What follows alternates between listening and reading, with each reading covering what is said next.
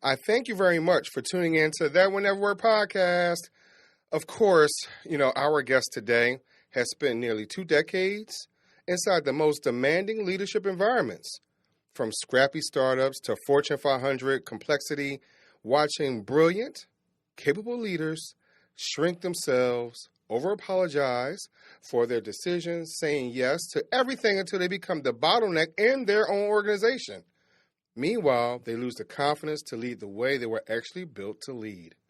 So today, as founder of Kim Miller-Hershon Coaching and Consulting, she has made it her life's work to help those leaders get out of their own way. Sometimes that's not the easiest thing for us to do. And to stop qualifying every decision, stop managing everyone else's feelings about their authority, and start leading like they actually mean it. Let's talk about it right after this. Educate, empower, enable, impact. Thank you for tuning in to That Will Nevr Work, an award-winning podcast where we share inspiring information and personal experiences related to business and the entrepreneurial journey from those who are leaders in their respective field. Now, here's your host, author and business coach, Maurice.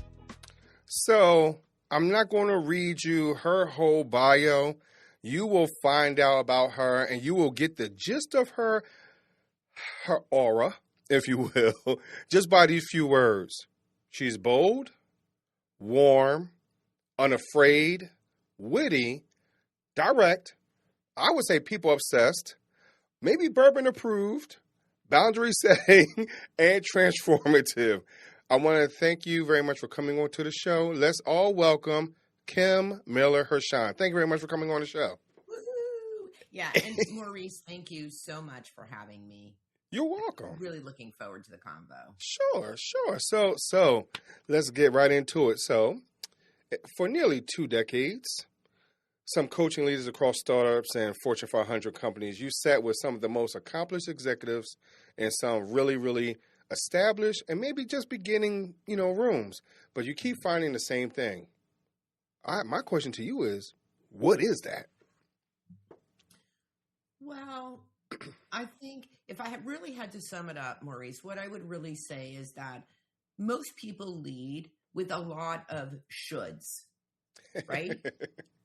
They think that they need to be a certain way in order to be a great leader. And so oftentimes I'm going to say they do one of two things. Either they lose themselves in the process, right? Or the other leader that gets themselves in trouble is that I'm just going to be me. Like, I don't care about anybody else, right? Like, I'm the one with authority. So everybody else is just going to have to figure it out. Right. So let's back up for a second. You said they get lost. And I only can speak for myself. I found myself lost in certain situations because I got caught up being, the term duplicatable, right? You've heard leaders say be duplicatable, and now they want you to be their mini-me, right? And now they want you to lead in that space. So I found myself lost in that space. So so how would you coach someone through that idea? Because we hear that all the time. Right.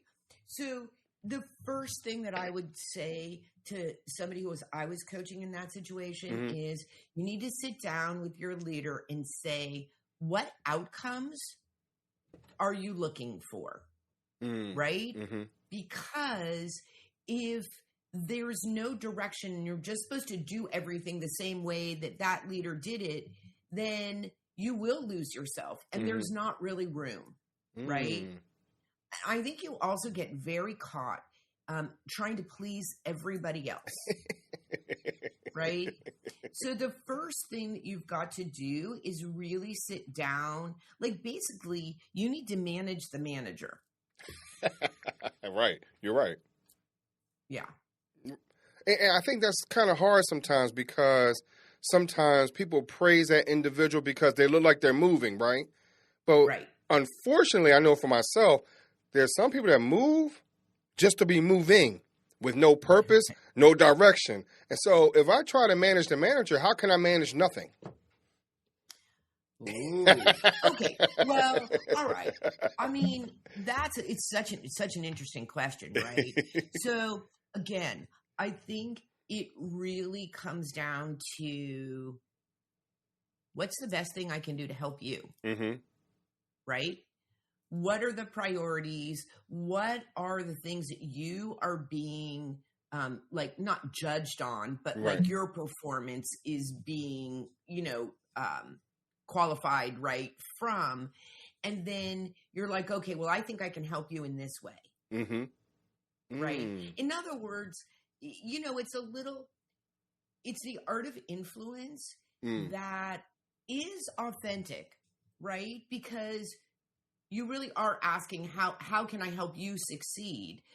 But you're also doing it for sort of your own purposes, right? Right.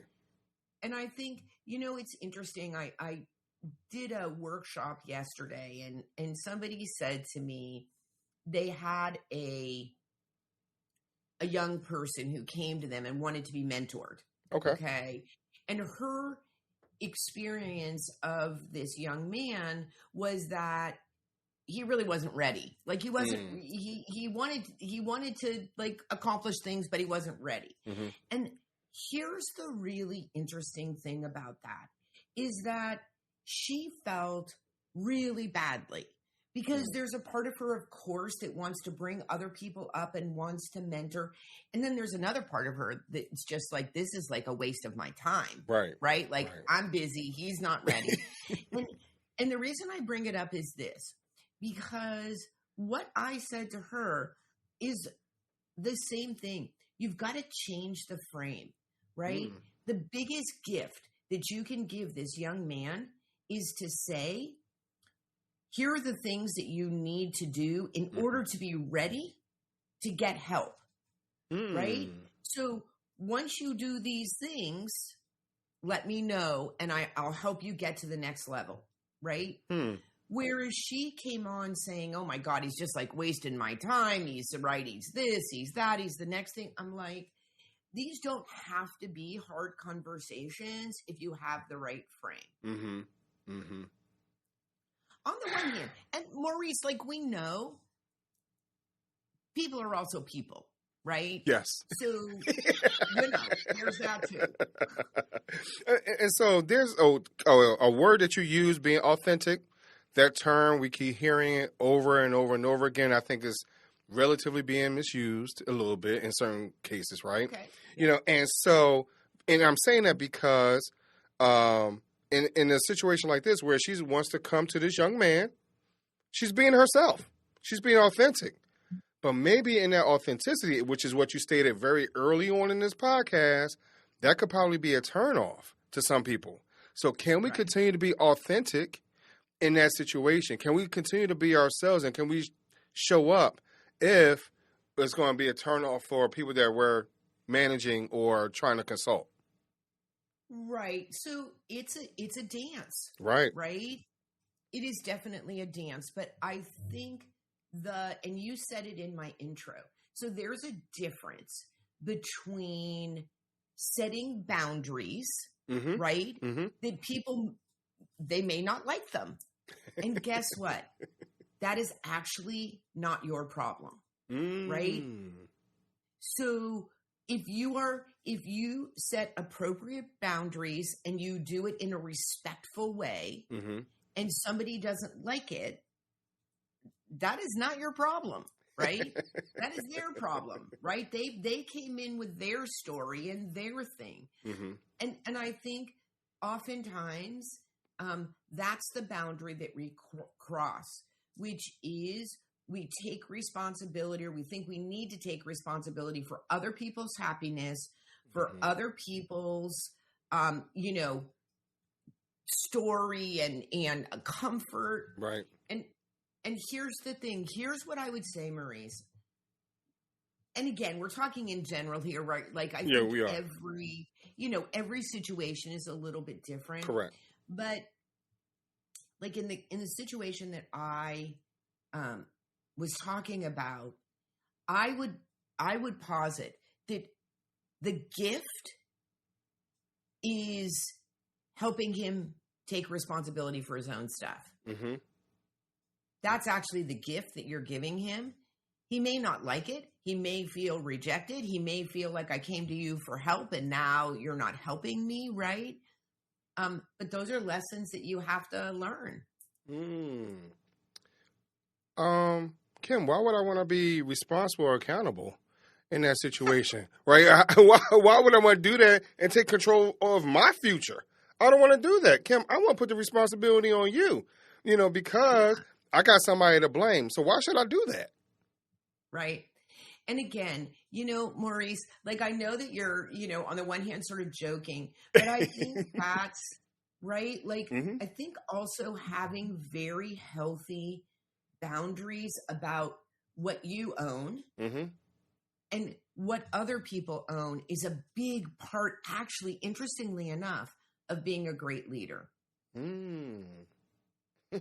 Right?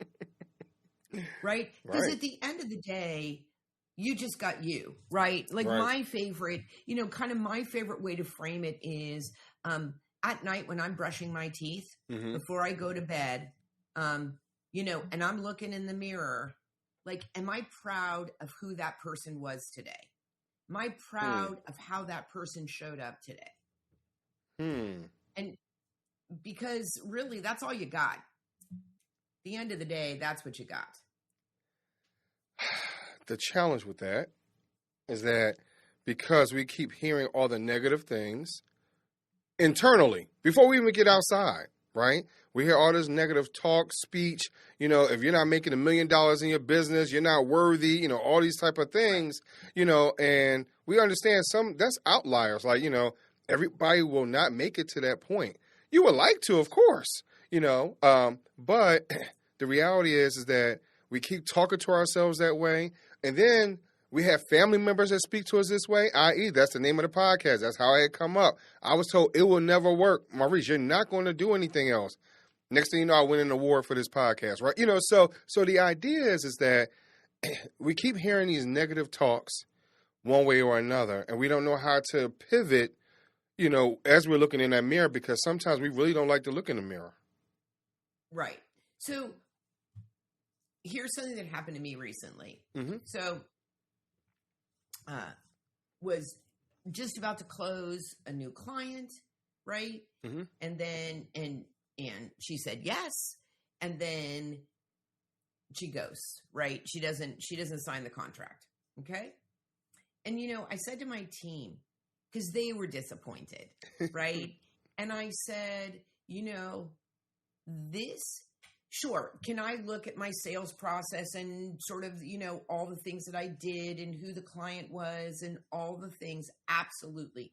But at the end of the day, the right frame for that is if losing one client disappoints you, you just need a more robust pipeline. So let's concentrate on what do we need to do to grow the pipeline, because that's action that will make a difference, right? So, I think, listen, it's both things. I am not a let's just pretend everything is rosy kind of gal, right? Like, real is real, right? So I think that you do have to. But here, Maurice, if I could say like one thing to your audience is own your own story, right? The good, the bad, the ugly. Because if you can look at what your biases are or what your frame is, the filters that you use with curiosity and not with blame and shame. And by the way, if you have negative people in your life, and let's say they're your family, so you can't like really get rid of them. Right. What I'm going to say to you is, once you know that they're not going to support your career or business effort, guess what?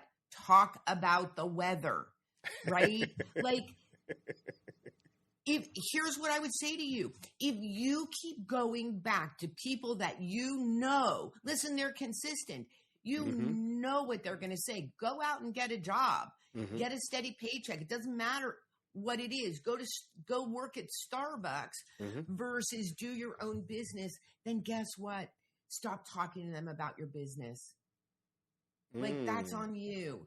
Don't set yourself up, right? And if you do slip, it's like, darn it. As opposed to spending all the energy on cat. Maurice, can you believe that my mother said this to me? Right. It's like, what I'm going to say to you is, well, of course she said that to you. Right? Of course she did.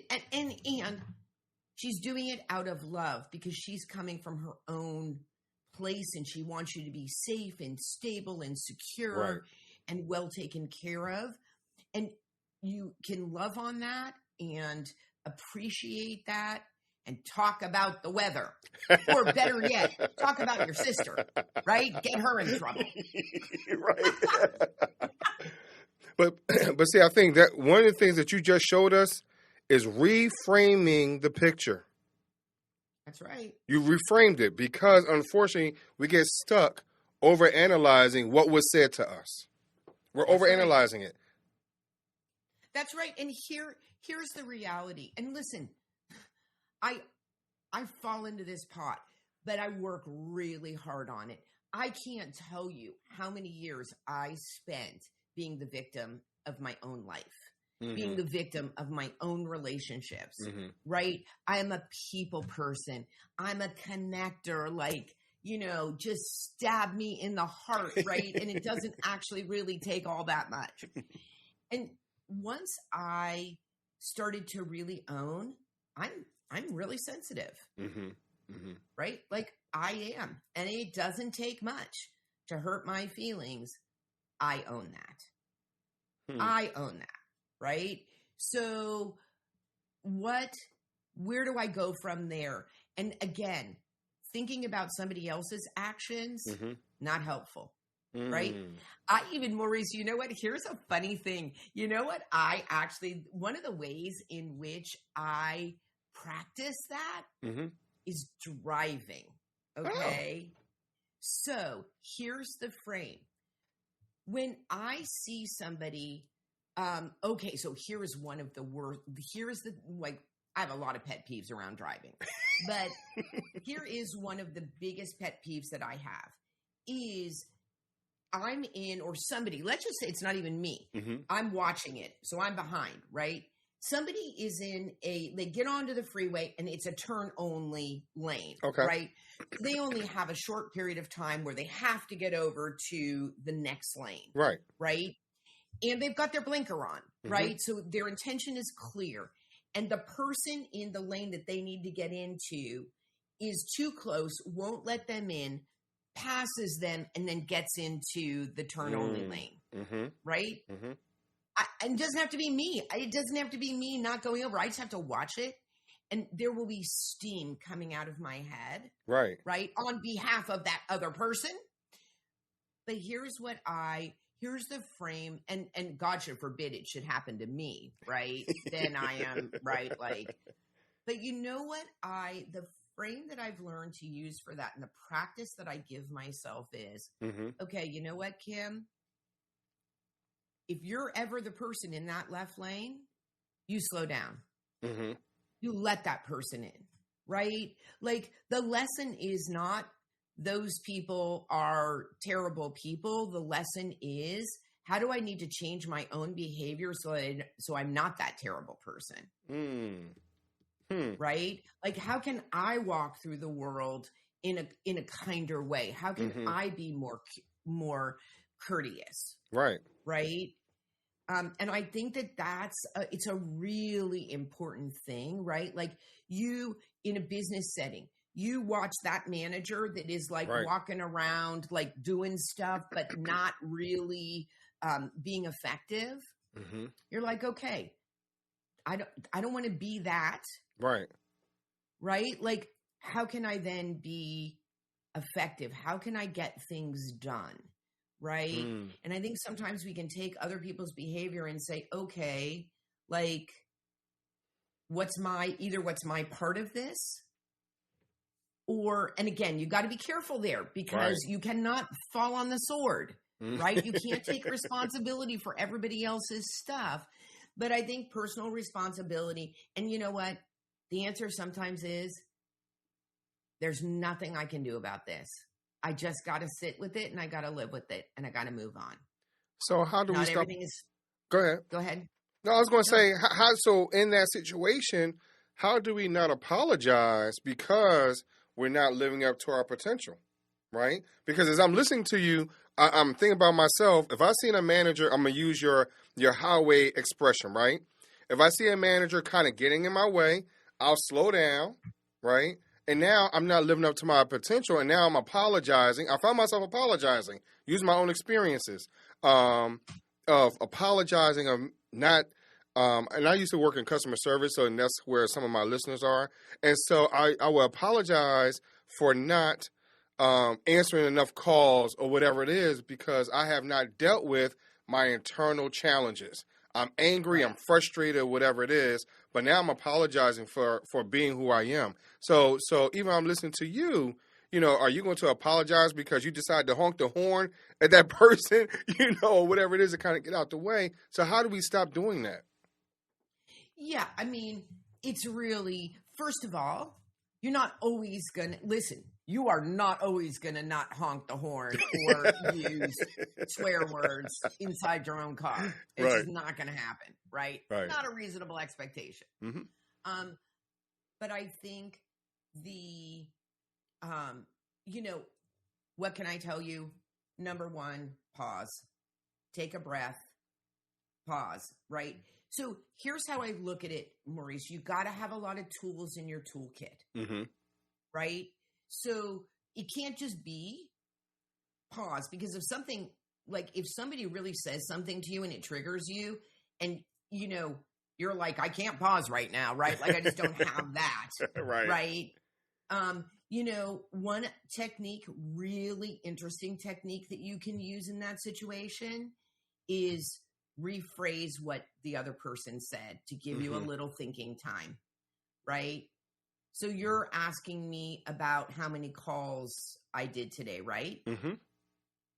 Or you're wondering, so let me just make sure I understood you. You're wondering why I didn't answer more calls today. Is that right? So, you give yourself, either you pause or you rephrase, right? Mm-hmm. And so you give yourself a moment, right? Right. The other thing is that you've got to keep reminding yourself how you want to show up.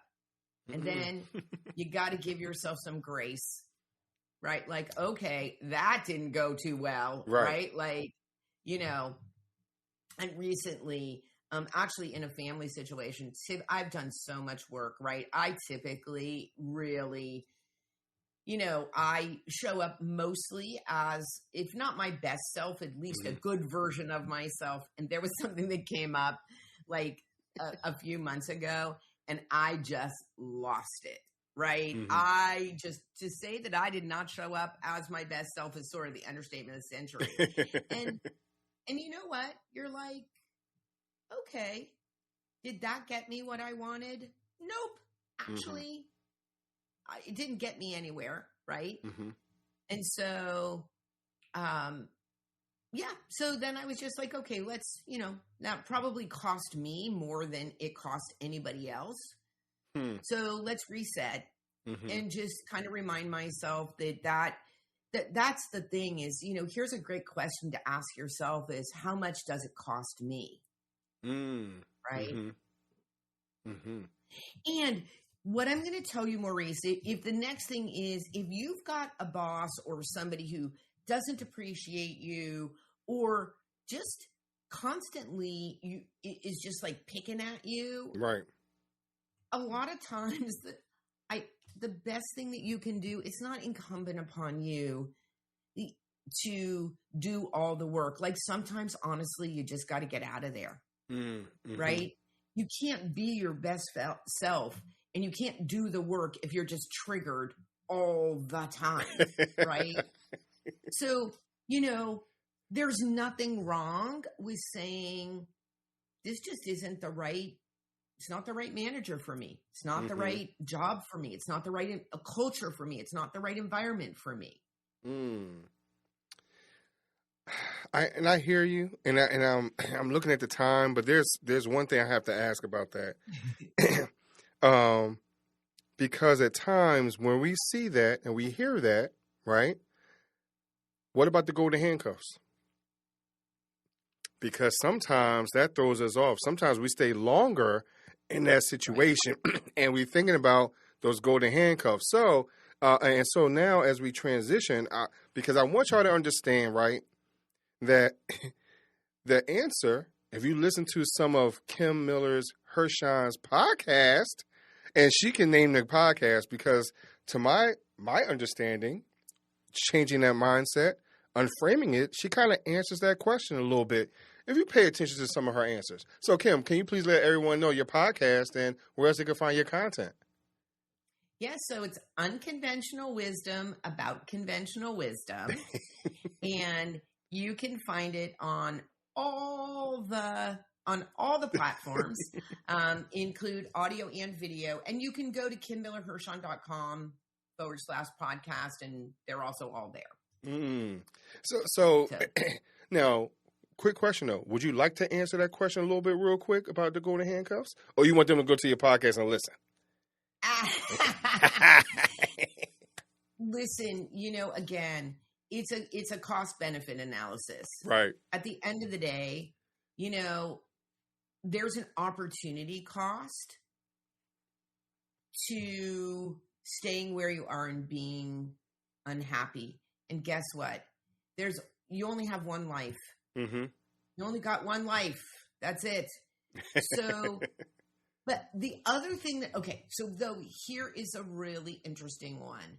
The last thing Maurice, I will say about this is that sometimes you got to, even if it's painful financially, you've got to let go in order to get to the next level, whatever that means for you. But let me just tell you this. If you think it's all about them and it's not about you, guess what? You follow you wherever you go. Right. So, but sometimes you just need to be in a less triggering environment in order to deal with your own stuff. Right. That's why people, you're a coach. That's why people use coaches. Right. Right. Because it's really hard to see that stuff for yourself oftentimes. Right. Right. Right. And so with that being said, we're going to go into our would you rather question, because sometimes we don't know which door to choose. We don't know which road to take. So Kim, would you rather choose 3 doors with a fork in the road? And I would like for you to utilize your unconventional wisdom. Well, I am always a fan of more choices. Okay. So I think I'm going to go for, because here's what I think about a fork in the road. It means that you can only go like this way or that way. Okay. Right.